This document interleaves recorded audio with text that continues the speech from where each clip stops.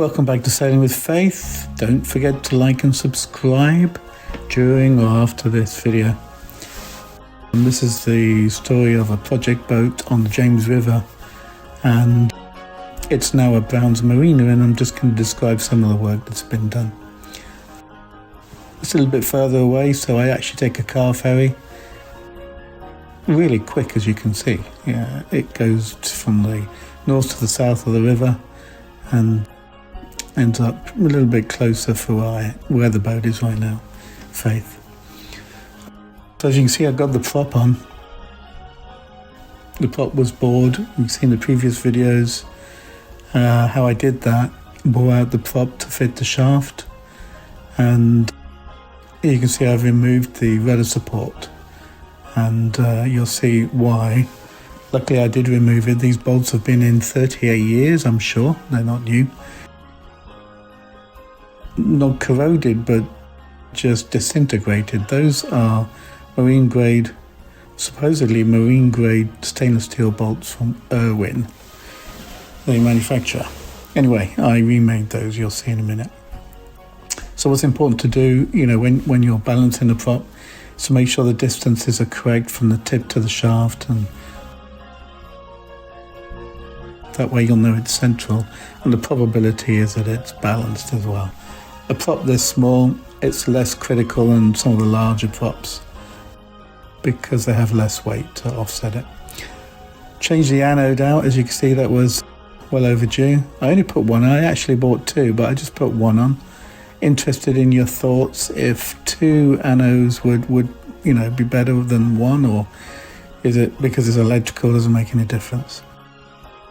Needs a split pin in the end, stainless steel split pin, just to make sure that the nut doesn't come off. I don't have that in there right now. And I did notice when I pulled the boat out, there was a little bit of water seeping out of here, so it means there's a crack up there that I need to fill. All that needs cleaning off. Clean all those holes out and everything. I actually bought marine grade stainless steel bolts and machined that 45-degree chamfer that I needed. Set the lathe at 45 and just machined the back of them. Heads are a little bit smaller, but actually they don't take a lot of force on the heads. It's a flat screwdriver head just to screw them in, and as long as they screw up tight, you don't want to do them too tight because you never get them undone. So that was an easy mod on 3 new bolts.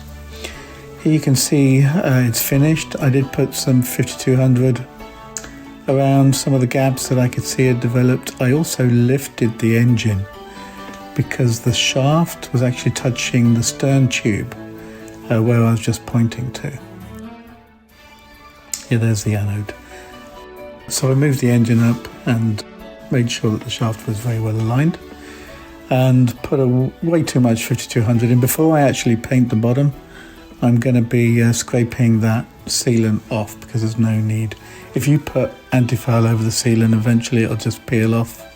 It doesn't stick well to the sealant, so I've got to clean all of that off. You can see I cleaned the stainless steel U bracket there that it goes in with, and that's the split bushing that it all moves around on. Everything's nice and tight now. That bracket is going nowhere. It's got 3 new bolts. There's actually a little hole in the top of the rudder as well, so I filled that also with 5200. One day I'll probably take it all off and use a bit of epoxy, seal it all off again. But a little bit of water in the rudder really is not going to do anybody any harm. It's solid there, so it probably doesn't go down too far. For a 38-year-old boat, that's not too bad. And see that sealant there? There was a little bit of a hole in the hull there as well at the back. Just a void, it wasn't a hole. So I sealed all that up. I have to grind off the end of those bolts because it's a little bit too long, but I'll do that when I'm cleaning. I'll get an angle grinder and grind those off. So there we go. Job done. Now I'm waiting for the repair on the back. I'm going to be going tomorrow to see how he's doing with that. You can see the shaft has been moved away, so it's nice and free in the stern tube there.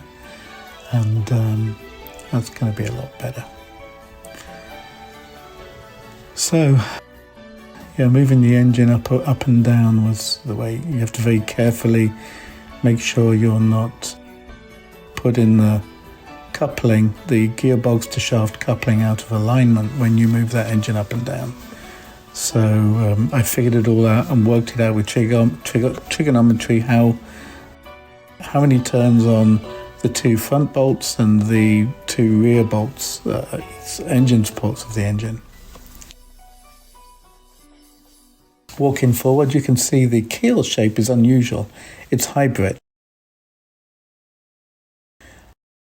So it's not a thin or long keel.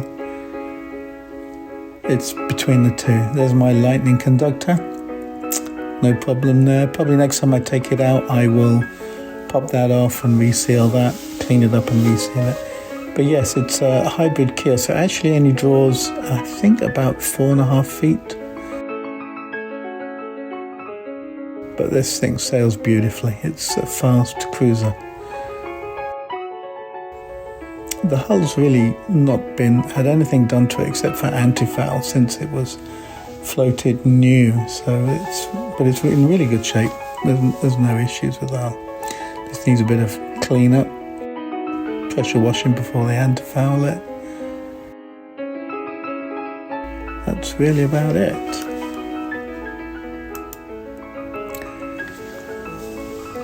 So there we go. When the work on the back has been done, we'll refloat and we'll sail it round to its new. Another thing I did was take out the starter motor, because there were times when I pressed the starter and it just didn't engage. So I've got the starter motor out, I'm cleaning it all up, and we're nearly ready to go. So please like and subscribe, and hope to see you in the next video. Thanks for watching.